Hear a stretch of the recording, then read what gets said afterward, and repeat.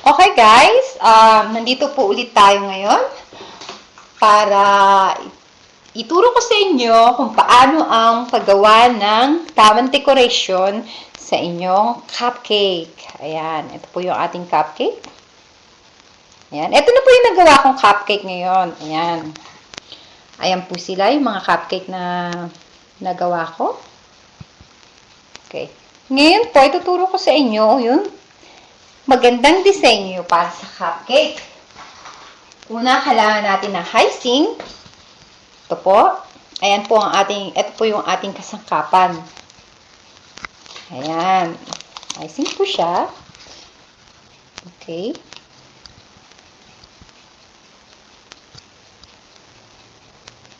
Okay. Una, ilalagay natin siya sa ibabaw. Okay.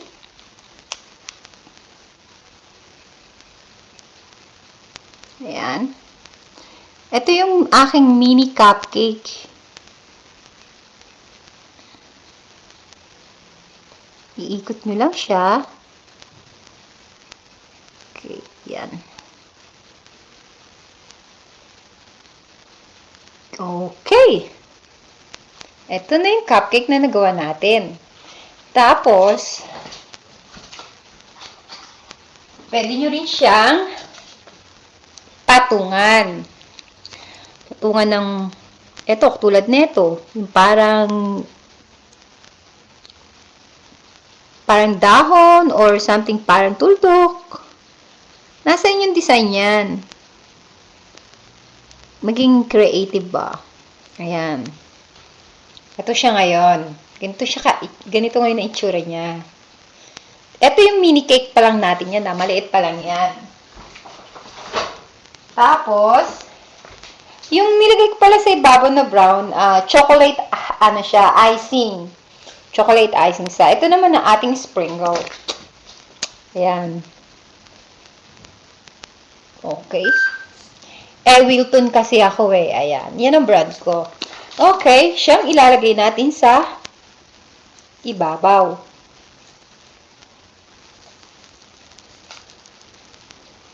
Okay. Ayan. Hindi ba ang ganda? Oh. Ayan ang ating mini cake. Exciting ako. Okay, yan yung design natin una. Okay, ito yung unang design natin. Tabi natin siya. Okay. Ang gagawin natin next ay ito naman ang big cupcake. Ayan, laki ano. Ito ang big cupcake ko kasi mini cake lang yung una. Okay, siya mini cake. Siya yung big cake. Ayan, laki naman na siguro ng difference sa ayan, mini cake and my cupcake. O, di ba? Di ba? Ang laki ng different. Okay? Ngayon, itong big cake natin, again, sa ibabaw,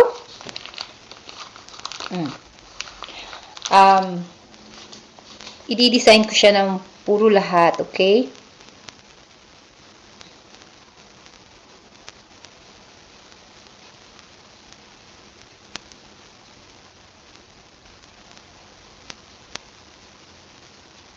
Ipipress mo lang siya. Ngayon, ang gagawin ko, iikot ko siya na iikot.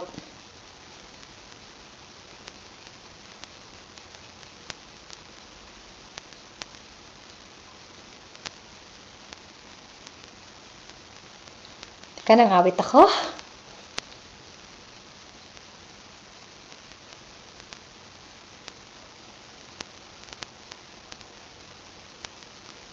Okay. Diba? Ang ganda. Ayan. Yan yung design niya. Ngayon, lalagyan natin ng parang tao. Lagyan natin ng mata. Lagyan natin na pala ng kilay. Ilong. At bibig. O, diba? Mukha siyang matanda.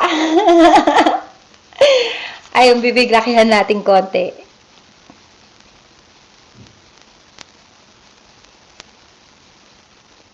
Ayan.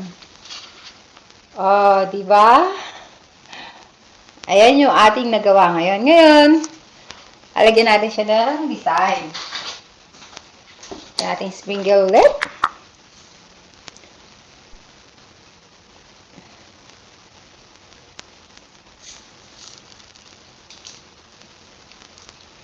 Hindi na siya mukhang tao. Nababoy eh. Ayan po itsura niya. Ay ko. Okay. So, ito po yung nagawa natin ngayon. Ayan. Ito yung design niya. At ito naman yung mukhang tao. Okay. Ulitin ko ulit yung isa. Kasi nagkamali ako. Pwede din po natin gawin siyang bilog na punong-puno ng napakasarap na ano. Ayan o. Na parang punong-puno siya ng ice cream. Na pataas ng pataas ng pataas.